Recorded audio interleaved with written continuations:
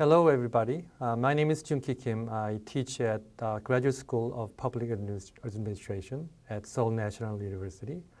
I'm here to introduce to you how the Korean public sector, more specifically state-owned enterprise, we call them public institutions, are evaluated in terms of their performance. In terms of the contents, we'll go over the overview of the evaluation scheme in the first part of the lecture, and then we will go into details, the actual mechanics of the performance evaluation system, and then this will be followed by overall examination of the effectiveness of the evaluation system. Let me go over the general overview of the performance evaluation system in Korea. Now, what is the purpose of this evaluation system? It's generally to improve the quality of public services these public institutions, as I said, state-owned enterprise sector provides. In order to ensure also autonomous and accountable management of public institutions in a systematic manner to enable them to fulfill their public missions. And to do so, we encourage improvements in public service delivery and also trying to improve managerial efficiency. At the same time, we are trying to improve the performance of underperforming institutions by providing professional consultations. Let me just go over the brief history of the evaluation system. It was originally developed in 1983. At the time, we introduced the system to basically examine and also linked performance pay to evaluation criteria. Since 1983, about 24 institutions were included in the evaluation process. Now, there was enlarged in 2004 when government-affiliated institutions, those institutions with less than half of the shares being owned by the government, were included in the evaluation process. Now, in 2007, the Public Institution Act was passed in the National Assembly, enabling the government to systematically provide evaluation process for both government-invested in enterprises as well as government-affiliated enterprises. And since 2018, a separate process on CEO evaluation was also merged with our institutional analysis. So before 2018, CEO evaluation was separately conducted, but since 2018, the institutional evaluation and CEO evaluation has been conducted at the same time. And also note that since 2007, we have begun to evaluate the performance of auditors. And let me go over the details later on. Now, the legal background is laid on the Act on the Management of Public Institutions. As I said, it was passed in 2007. And the basic purpose is to, once again, to evaluate the performance of the public institutions and make them accountable for their performance by linking their performance pay, and as well as linking their personnel decisions, mainly CEO decisions, whether they would go on performing their service or they could be terminated if those institutions in question are underperforming.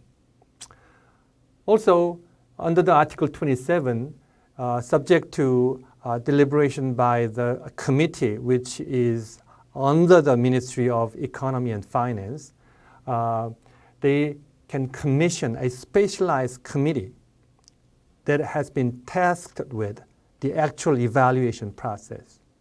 So in a way, it provides an independent evaluation of performance evaluation, and that is done so by a specialized and independent committee that has been formed every year to conduct the evaluation process itself. Now, this table shows you what sort of improvements that has been made over the last 3-4 years. As I said, the evaluation process has been sort of undergoing constant changes ever since 1983. But since the new government came in 2017, several improvements were made. For instance, instead of emphasizing sort of profitability, this government has begun to emphasize more public value or so-called social value as well.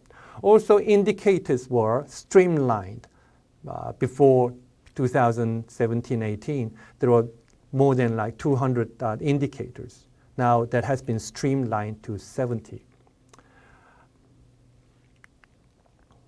Now, let me go over the actual mechanics of the performance evaluation system itself.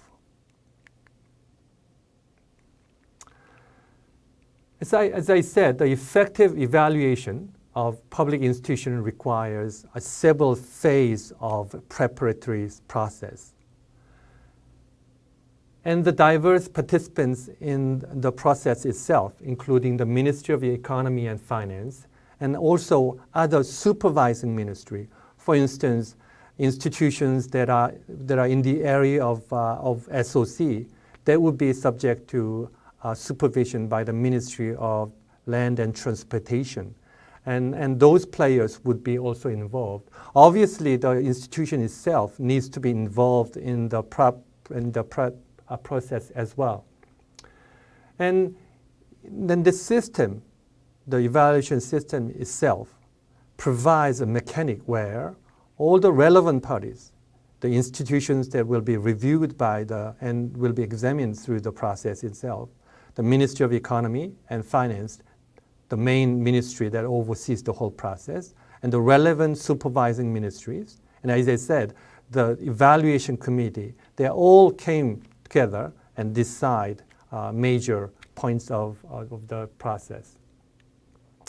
And although the scheme itself provides a broad framework that can be applicable to all institutions that are required by the law to be examined through the process itself, it is important that each institution has its own characteristics, and those characteristics are taken into account when they are designing evaluation criteria and methodology.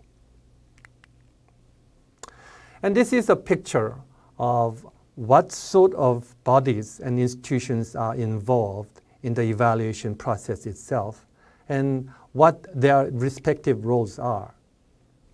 For instance, you can see right in the middle, the Ministry of Economy and Finance that oversees the process overall. And then OSC, the standing committee that oversees the actual process and also makes important decisions by inviting relevant ministries as well as having private experts included in the composition of the committee. They also make important decisions. Evaluation committee, as I said, is the one that makes and conducts the evaluation process itself. Also, KIEP, SOC Research Center, is one that provides not only the administrative support, but also they are tasked with making constant changes to the methodology and also indicators itself. And obviously, the public institutions that are subject to this evaluation process plays an important role by providing all the relevant documents. And let me go over the respective roles in detail. Now, the performance evaluation system itself encompasses a complex array of legal as well as institutional checks and balance. And it basically is there to regulate the interaction among multiple players who participate in the process. And as I said, at the center of the system lies the role of the Ministry of Economy and Finance, as well as individual agencies that are involved in the process. To go over the details, the respective roles, the economy and finance, they are the ones that plans and oversees the whole evaluation process itself. Now, the standing committee is the one that reviews and deliberates on public institution management policy as well as evaluation policy as well. So the ministry delegates the standing committee to actually, well, as you can tell, the Ministry of Economy and Finance has diverse roles, and it delegates the role of managing public institutions to this standing committee that is specialized in making important policy decisions regarding the management of public institutions. And obviously, the relevant ministries or supervising ministry is the one that supervises and oversees the programs and activities of public institutions themselves. An independent and specialized evaluation committee is the one that handles the task of actual examination of evaluation process itself. And the SOE Research Center under the auspices of Korea Institute of Public Finance is the one that provides assistance, as well as the one that sort of constantly reviews the whole management criteria and performance criteria as well. So as explained previously, Ministry of Economy is the main overseer of the system itself. They develop performance evaluation plans. And under the Ministry of Economy and Finance, the Division of Public Policy is the one that oversees the whole scheme itself.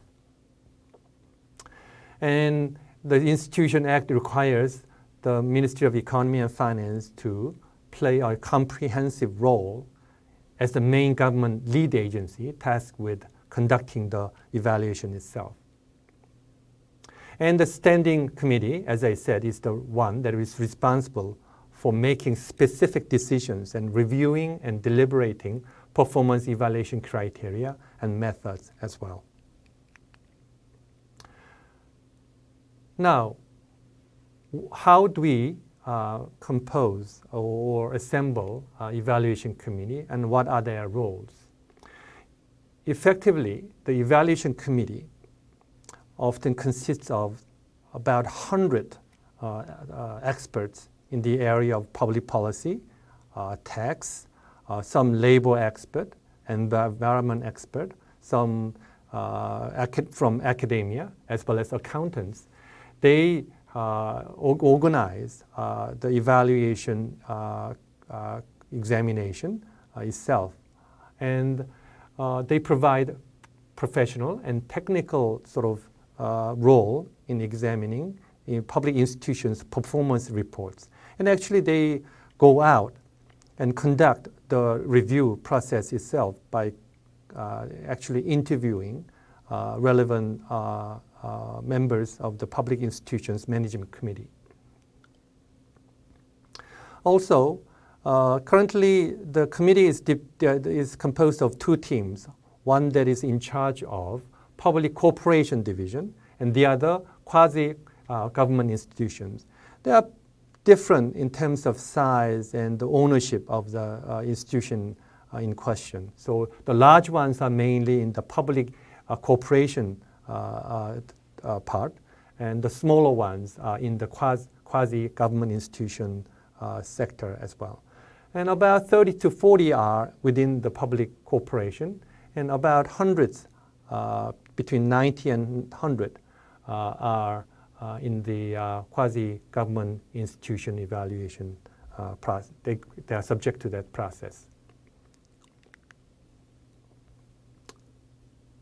Now, as I said, how do we compose evaluation committee? They are mainly from academia, accountants, non-governmental experts as well as other professionals. For instance, if we are to review the performance of the energy sector or energy institutions, then we need some energy expert, right? So we would be inviting those industry experts to take part in the process as well. And the law itself lays down the qualification required of the committee members, and they are formed. The committee itself is formed every year, starting from February with a single year term. But often, if they perform well, then they normally work for the committee for 3-year term. Although, as I said, the composition of evaluation committee changes every year in accordance with the scope of the task required by the committee.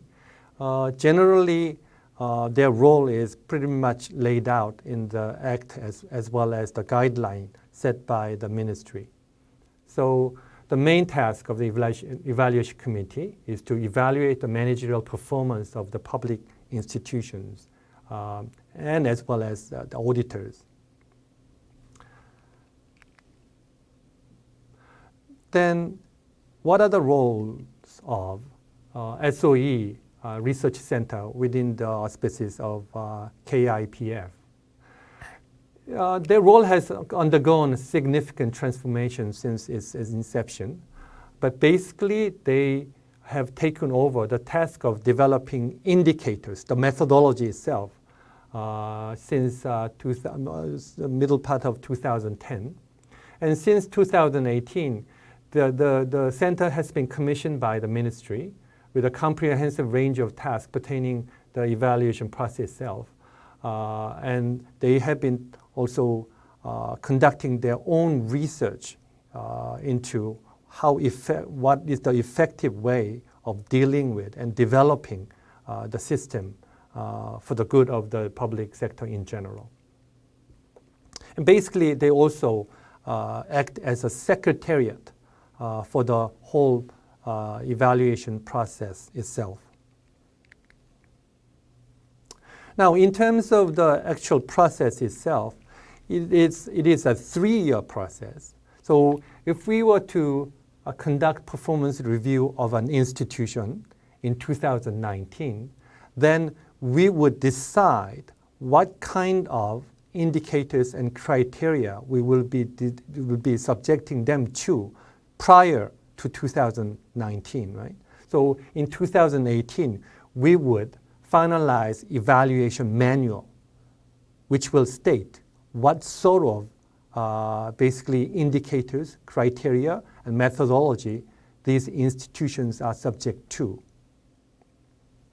And once they conduct their businesses in 2019, the following year, in 2020, we would start first by composing evaluation committee by March or February. And between March and May, about 3 months process, they would actually conduct the evaluation process by interviewing management, by going over the management performance reports that has been submitted by institutions, and we would finish the report of the review by June 2020. So 3-year process once again. 2019 is the year that we are where the performance has taken place. 2018, you need to develop the manual, criteria, indicators, methodology.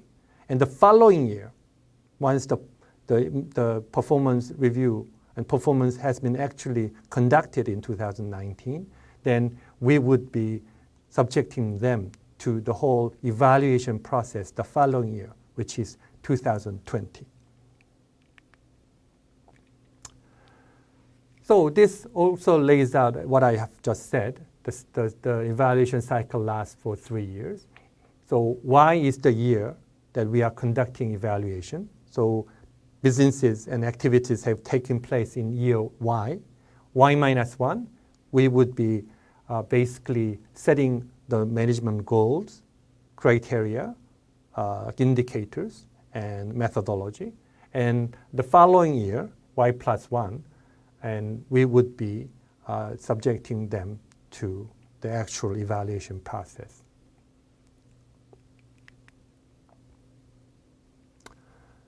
And next, let me go over the details on setting managerial goals. The system itself allows each public institutions to make their own management plans. The Article 46 of the Act requires the heads of each public institutions to set their own medium to long-term plans. And within their medium to long-term plan, they would have some basically performance criteria they seek to achieve. You could call them KPI, key performance indices. And it needs to be approved by their respective boards of trustees or board of directors. And then they need to submit to both Ministry of Economy and Finance as well as relevant ministries. Should the heads of public institutions make changes to those plans, obviously they need to get reapproved by the board of directors and then also get approval from Ministry of Economy and Finance.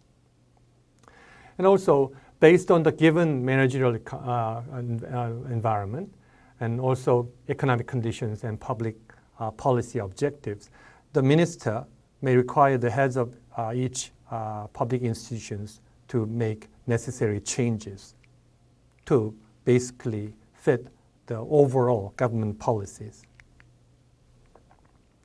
Now, in terms of actual performance manual that is being provided to each institutions, both public corporations and quasi-government institutions needs to come up with their own evaluation manual that is subject to review and consultation with each the ministry. And the Article 48.5 of the Public Institution Act, amended in May 2016, defines the criteria and also the methods of evaluation process via the manual to support the evaluation.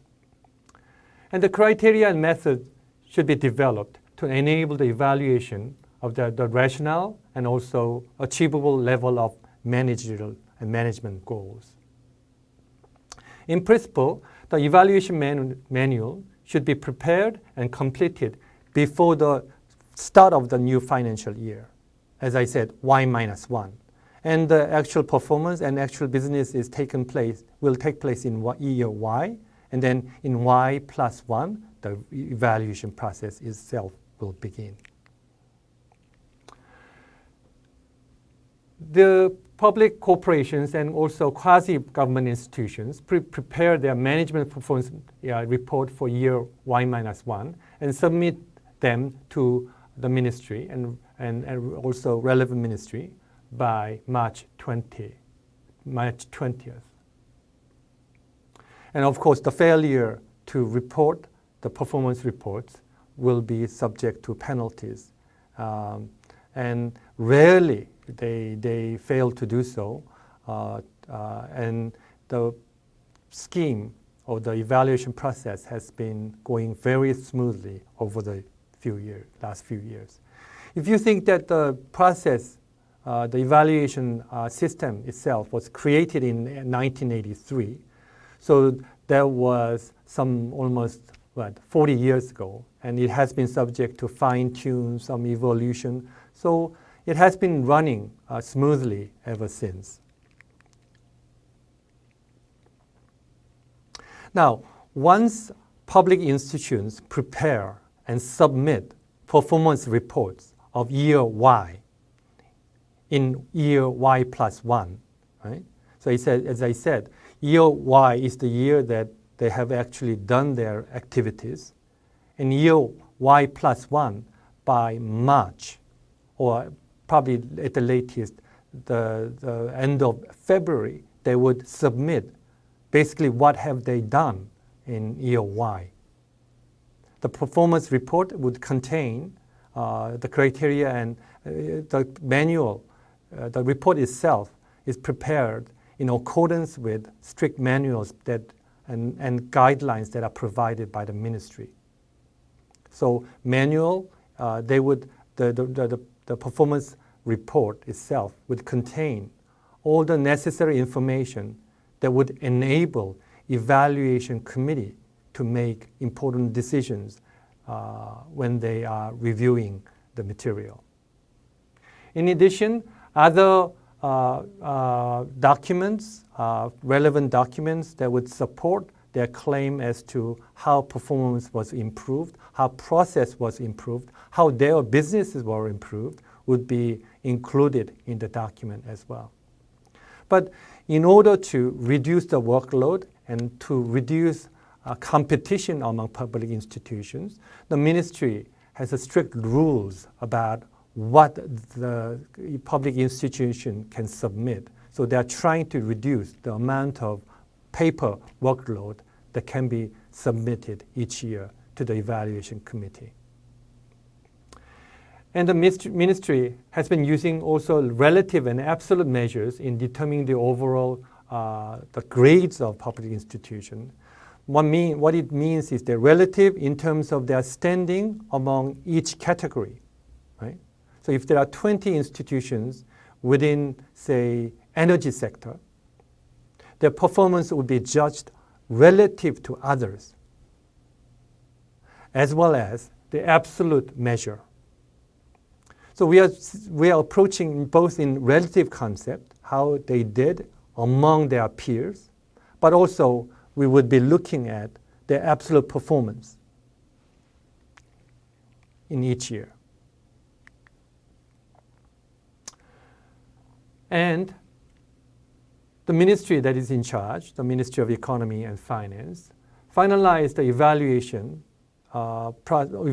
reports given out by the evaluation committee, and it will be subject to review and deliberation by the standing committee. Standing committee, as I said, is the specialized, you could call it committee or body, that oversees the policy, the management policy, as well as evaluation policy on public institutions. So effectively, they would be making most of the important decisions. And then they would report the result to the National Assembly as well as report it to the President.